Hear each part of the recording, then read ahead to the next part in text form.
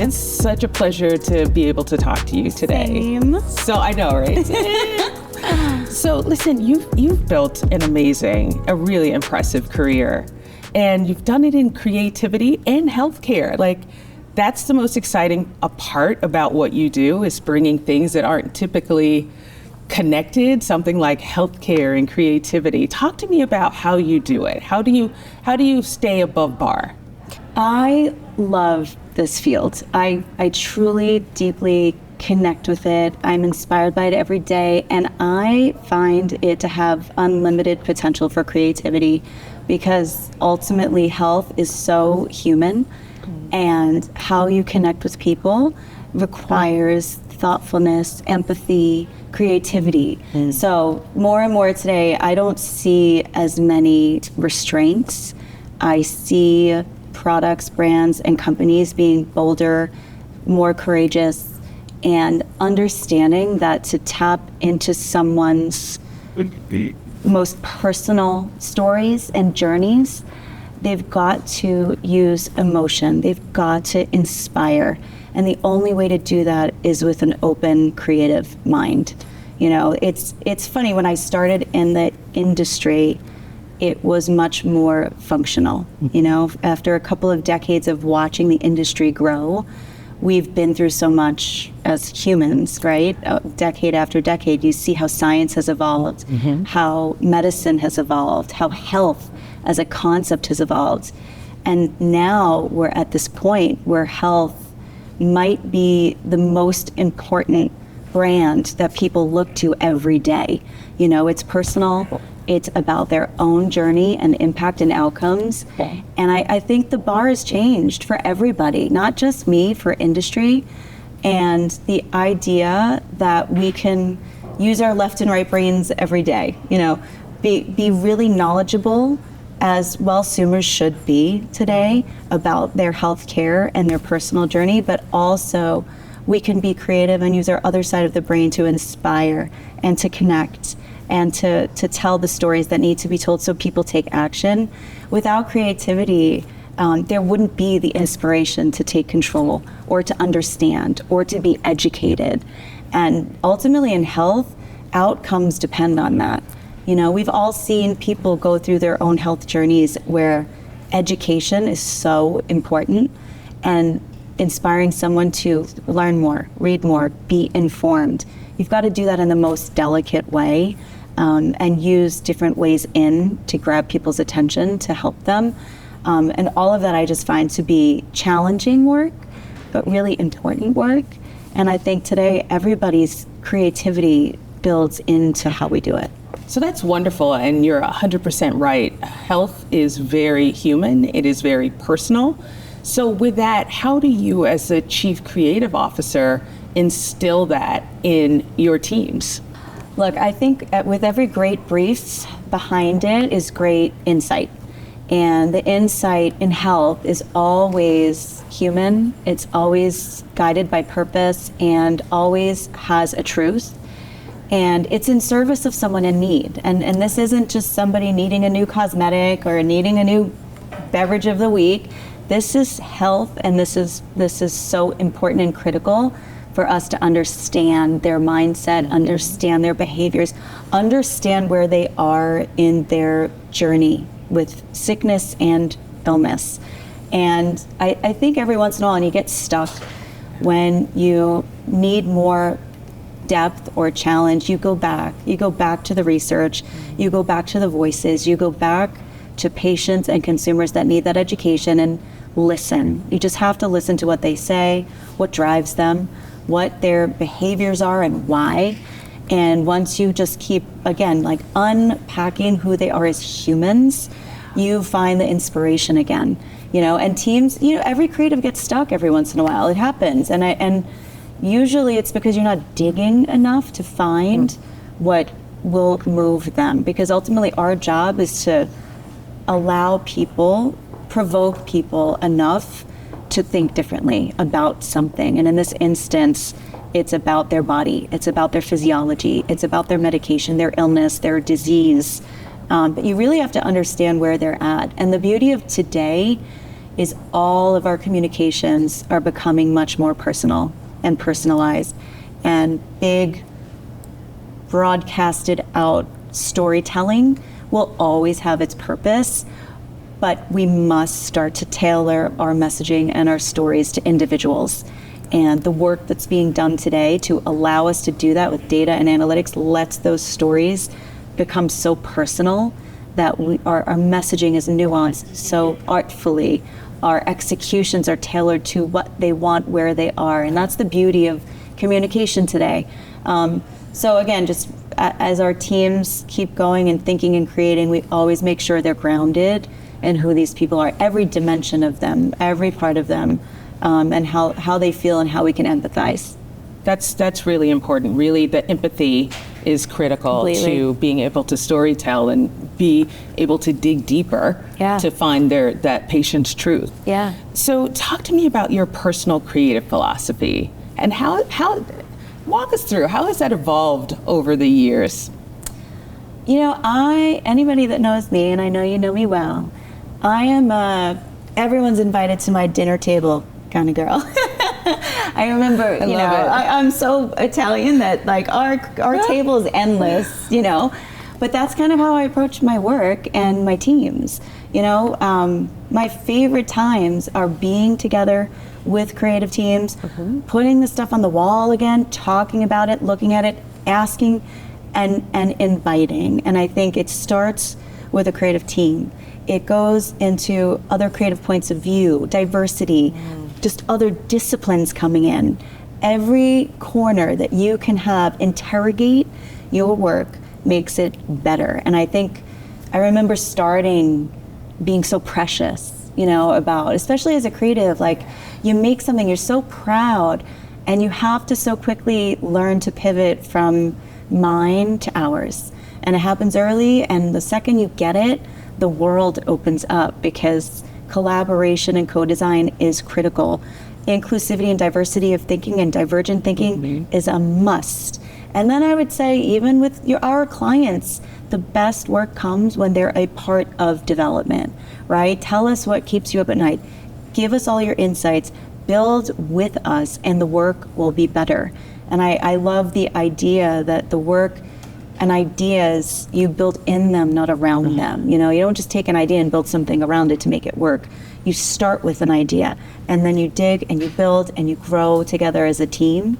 So yeah, our table here is very, very big. Well, I hope you have room for one more, because I'm inviting myself to the next dinner. So talk to me about how you balance the need for innovation with a consistency that's needed in brand storytelling. Innovation is a big word, and I think the reality is it's not about technology. Yeah, people get stuck. They think innovation, they equate that to technology. No, exactly. It's not digital. It's not tech. It's not. I think innovation is really just go back to the 3M definition of innovation and what that meant. It was paper and sticky, and that's worked. Yeah. I think innovation can be lived experiences. Innovation can be a story well told. It doesn't have to be defined. And I think if we replace that always with creativity and staying ahead, and creativity allows for forward thinking, creativity allows for progress, that's what innovation really should stand for. Sure, we have access to more tools and tech than ever before. They build in, and it's always great to have that as input and feed along the way, but it doesn't often start as the starting point. It's a build, and I think if you constantly remember what innovation is really standing for, it doesn't become a limiting factor, and it doesn't require a certain skill set to achieve. When it comes to innovation in tech, that is a different story. I think once you stay knowledgeable, stay current, and keep putting concepts, and I don't mean like big concepts, tactical platforms and things that you want to make out there, then you see if it can be done. Do something that's never been done before. Someone will figure out how. And when it comes to the worlds of AI and capabilities and what we can do digitally, use it as a tool. Don't use it as a as a threat. Got All it. of the tools we have right now just build into our process. It doesn't drive our process. Absolutely. So I think the key here is innovation is not a tool. No. It's a way of thinking. It's a mindset. Love it. Yeah. So I'm going to take us back to some of your team, asking you a little bit deeper about your team. Okay. So when you're hiring creative talent, especially for something like healthcare, what is it that you're really looking for? That's a great question. I've been talking to so many people that choose to come here from straight up consumer. And the best story I hear is that someone wants to come here because they want to make an impact, do something good, and do something for the greater good. That's heart. I think to do health, you have to have heart. And it's not often sexy, it's raw. It's not always, glossy. It's real. And when I hear people migrating in, and more, everybody wants to be a part of this movement because it's so powerful. But I think without heart, you won't really connect. And so first and foremost, you know if somebody's in it to do real good. Yeah. And that's important. And then the other part of it is curiosity. I think to really understand our patients, to understand people, to understand the brands. You've got to have some basic understanding of the physiology of the condition, of the compound you're working with, the design of it, the mechanism of it, how it works. Like there's a natural curiosity that is there, and it kind of has to be there to make successful work. So, and all of these are very human components. I think every one of us has them. It's, do we choose to tap into them to make our work, to make our living, to make the ideas that we make every day? So I think health is open for anyone that's got that natural curiosity and that need to connect with human beings. I love it. Yeah, so creativity in healthcare is, you have to have a heart and you have to want to know how the heart works. Yes, literally. Literally. So we talked a little bit about advertising and some of the healthcare advertising specifically, and some of the complexities that come with that. So talk to me about some of the challenges that you personally have had to really think hard about when it comes to, say, communicating about a condition that is complicated. It's really complicated. Talk to me about your process. I think messaging might be the most underrated concept within health advertising. Better than anybody, the nuances that we've got to consider. They're not there to challenge us or to stand in our way. They're there because they're important, right? And creativity, you always start big. Right. You always start with the right intention. But when you work with your client's legal team or regulatory team, always remember they're there to help, not hinder, right? Like, well, you actually can't say this because it might mislead them. The basic American only has the reading level of a sixth grader. That isn't the right way to phrase it because they might mistake it for something else. Oh, by the way, remember when you're showcasing X, Y, or Z, you should always have accessibility in front of you. Like there's a lot of things and layers to consider as you're communicating to someone about an illness, a disease, or a medication. That we often jump to the conclusion that they're challenges. And I think you have to reframe them as not as challenges.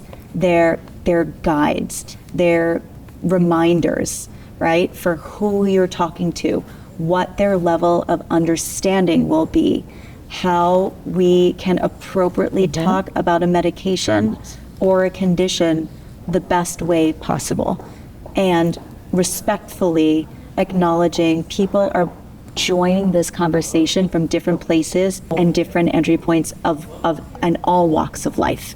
And I think we all make those sweeping generalizations that healthcare lives in a box. Yeah. And the guardrails are there, and don't think. the guardrails are not there for the ideas, right? The big ideas will happen and keep happening. How they're articulated is the part that needs the most nuance and commitment and dedication to make it right. And it's work. It's a lot of work. It is a lot of work. Yes, it's and it goes. People think you just have a great idea one day, and there's so much that happens behind the scenes to get there. So much. And look, an idea is one place that it starts. How it starts to work in the world is where the hard work starts to layer in. And that messaging piece is so important. Again, back to personalized content. It's critical to get those individual messages right along a journey. And I think the journey is the most important thing to keep in mind as you're communicating to someone in the health space about anything. Yeah, absolutely. So there's a lot to be excited about in the future, in AI, and all of these cool tools that are making our jobs easier and harder, I think, at the same time. So what are you really excited about? I'm actually excited that, look, the screens are never going to go away. Screens are irreplaceable. They're a part of our every morning, every afternoon, every night. First thing we look at, last thing we look at before we go to bed. But what I love seeing right now is so many live experiences, unique connections. People, Gen Z especially, are craving human interaction again. You know, we have what's old is new again, right? I love it. I love it. My son's 18, right? Love it. He's an 18-year-old, a practicing artist in university, and you know what? He's anti everything. He's anti-screen. He's anti-tech. He's anti-digital. He's a maker. He's going back to making, and it's in the beginning I couldn't even understand, but I see it everywhere. I see it in so many places, like real life pop-ups. Look at what Severance did. Amazing, right? It's amplifying the screens that we have around us every day, but creating these immersive experiences, these lived experiences that make you feel human again, that make you remember there's nothing irreplaceable from this conversation right now. There's nothing irreplaceable about gesture and posture and movement and reality. Right. So what I love most right now is the comeback of lived experiences and those types of connections, brands taking bolder leaps into human interaction. I love it. I love this really sensorial way of being to allow for touch and sense and sensibility and connectivity to come back. And I even think, again, it's happening on the digital platforms themselves too. Engagement levels are higher because we're allowing for two-way engagement, you know? So all of this is the single one-way form of delivering content and communication just keeps changing. Again, always be there, but what we do around it is becoming the thing versus only that as the thing. I love it. If you could predict the future of healthcare branding in, say, 5 years, what do you think it's going to look like? Do you think it's going to be just human interaction, or is AI, or is it a convergence of the two? I think, again, I think it will keep getting more and more personal. I think it will always be a combination of the two. I don't think there's going to be an AI takeover. I don't think technology will transcend human interaction. I'm excited to see how we can get more and more personal to allow patients to have more access to real-time information all the time, especially about their medication, especially about their illness. I would love to see AI used more and more that way to allow for the immediacy of things. I think that's a great use of technology. I think we can use it in how we work, how we communicate, and how brands interact with their consumers and patients. I think the landscape of health will just keep changing, and I think health will continue to surprise and delight, right? Every year I look at the work that's moving us forward, and it's just inspiring. I looked at last year and the idea of humor making an entry into health. Look, it's delicate. It is. But it was done, you know? And I think it allowed for healthcare content to live in this world of entertainment too, which is also a connection point. It's also inspiring. Absolutely. So I think healthcare delivery will continue to change where it shows up, how it shows up, with whom it's delivered by. Right. Those are the exciting things to see happening. And again, humor is just one example of how it's showing up differently. I expect this year that will continue, but I think it'll change and shift as well. So yeah, this is a tough field to sort of stumble upon, right? Yeah. It's not necessarily a career destination for people. Talk to me about how it became your place, your passion for probably a career you hadn't seen yourself doing. I love when people find this industry because you kind of have to find it. You don't go out there looking for it, but once you stumble upon it, it's like this cool world that you didn't know existed. Fun fact, I was pre-med first. Oh my gosh. Yeah, so that kind of makes sense. You're interested naturally in science. And I was away and my heart just was not in it. I would come home, paint and draw and just do things in my dorm room. And I lasted a year and a half until I finally had that like reckoning that even though in theory, a medical profession was the safe bet, to go forward with as a career, I decided to change and I took a chance on creativity. I did it with some fear. I did it with a lot of hesitation, but I did it. And I just like realized that I could pave my own way. I could make my own path.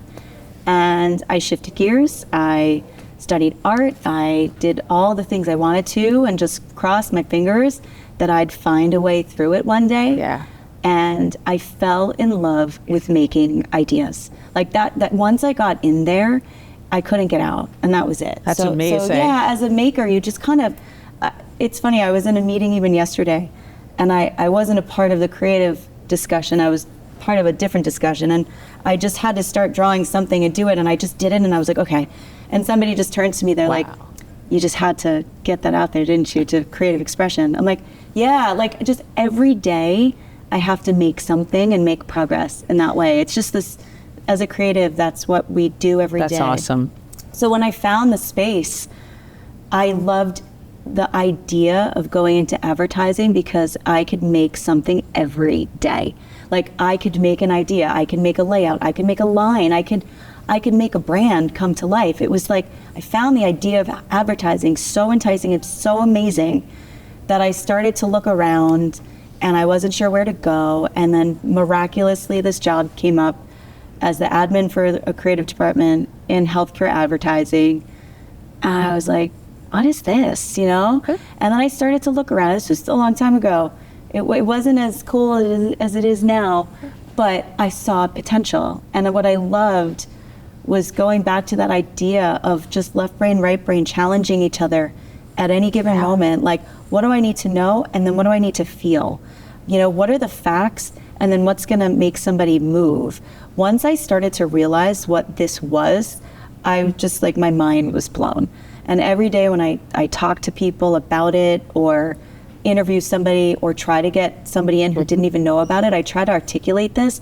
And then once they came in, they're like, oh my God, this is so cool. I'm like, I know. Yeah, it really is a cool job. It's challenging in the right ways.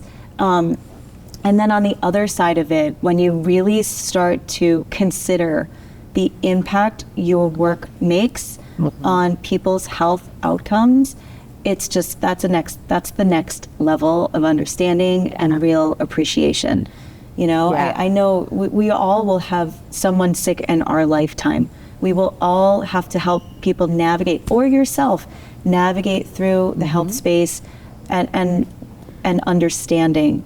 And when you realize how critical the tools that we make are, whether they're video content, social content, and educational content, doctor discussion content, it's not just a brief in front of you. Right. It's actually a piece of work that will help someone stay on a medication, ask the doctor the right questions, make a decision about their health care.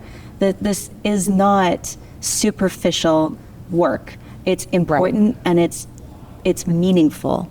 And I think as in this world, you remember often the responsibility of that and the fact that our work really directly affects outcomes. And it's a challenge I love to take on every day. I love to see when people come in sideways or from up, down, wherever, they get inspired by that. And I think that's when the best work is made. I love it. You know, really just truly caring and having a deep understanding of it all. And not everybody knows the power of coming to work every day and being able to do that, you know. Absolutely, absolutely. And it's such a treasure when you do find it. Completely. So what would you say to the 19-year-old who right now is sitting on her dorm room bed wondering, should I change and disrupt my entire career trajectory from being a bio major to now wanting to draw? What do you say to her?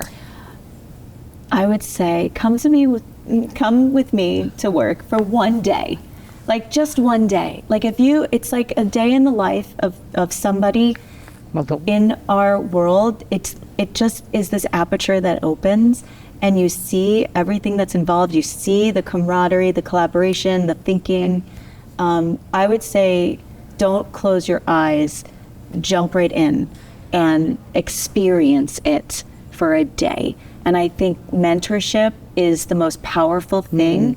Finding someone to not just look up to, but to guide you through this is so important. And I just I'm a firm believer in mentorship for everyone. That's how we roll. And I find people from all walks of life that are curious about this world. And I just say, come to work with me just for a day. I love it. See what it is. Whether you're 15, 18, 25, 45, 55, doesn't matter. 85, come on board.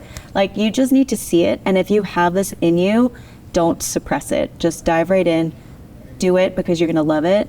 And, I think as a job, everybody should just do what they love, and then it's not work. It's not work. Absolutely. Ever. Not a day in your life. Everybody heard it here. Allison is open for mentorship. Always, always. If you need a mentor, call Allison Ceraso. I think inspiring people that are growing up in this industry right now is probably the most important thing we can do. They're still in a post-COVID world that they're still processing. I think, again, going back to the human interaction, if we stay on Zoom all day, it's really difficult to create this kind of connection. And that's what I mean. Like, get in there, go visit people, talk to them, have a lunch, have a coffee, go sit in some meetings with somebody and see what it's all about before you make any decisions, and remember the power of this world. And once I got into advertising, all of the left brain, right brain stuff included and aside, there's a special community in advertising that is so unique and so special that once you're here, you realize what a beautiful world it is. Like, you make friendships, you build mentorship relationships, you are constantly challenged and inspired by everyone around you. And I love the fact that I have so many friends now in it around me, and they are my community. I love talking about work. I love talking about the great work. I love these types of moments where you can celebrate work and you can be inspired by each other. And I got to tell you, when I'm stuck, I phone a friend sometimes outside of my world just for like a concept, like a reset. Where do I go? I'm stuck. What do I do? And I just think the inspiration you find around you from your creative peers is such an important aspect of advertising that you don't realize. Yeah, absolutely. It's all about the power of community and how you can lean on others to help you spur your own creativity. And there's nothing to be shameful about that. I think everybody, I just love when ego's aside. I love when asking for help is applauded. I love when humility takes over, because again, back to that like inclusive process of making, asking questions gets us way farther than coming up with our own answers. Absolutely. Without that concept, the work doesn't go anywhere. This isn't all about me, and I'm not in service of me. I'm in service of everyone else, so bring everybody in.